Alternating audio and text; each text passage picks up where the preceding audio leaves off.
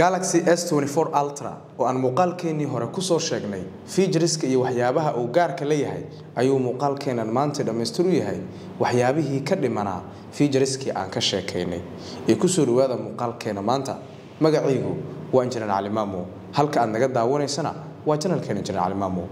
haddii aad xiisaynayso ogaanshaha xogaha cusub ee ku saabsan isbeddelka tiknoolajiyadda ee ka socda dunida maadaama aan ku jirna qarniga 21aad oo lagu magacaabo qarniga tiknoolajiyadda nagu soo beer asxaabtada la sii wadaag muuqaalkan mahadsanid ku soo dhawow mar kale iyo muuqaalkeena Galaxy AI phone. Galaxy AI.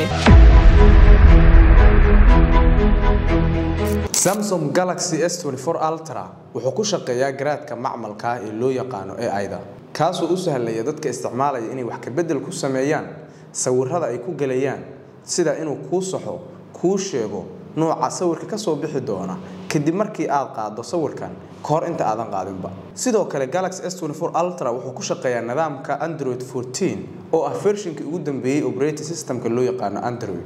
haddii aanu imaano maskaxda taleefanka ama storage-ka taleefankan Galaxy S24 Ultra wuxuu ka kooban yahay 3 qaybood 256GB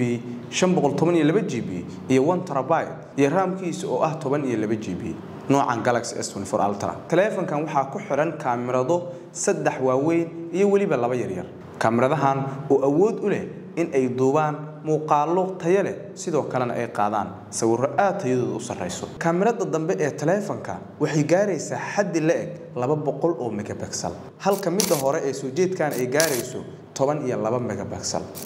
waa cabir aad uga weyn markii loo fiiriyo iPhone 15 soo baxay muddo ka hor taleefankan ayaa sidoo kale ku suntan in uu leeyahay night vision ama waxa loo yaqaan photography taas oo la macno ah in aad qaadi karto sawirro tayo leh aad duubi karto muuqaallo tayo leh xataa haddii aad meel mugdiya joogto zoom lensiga ku xiran taleefankan waa mid talaabo fog u jira kuwa ku xiran taleefanada kale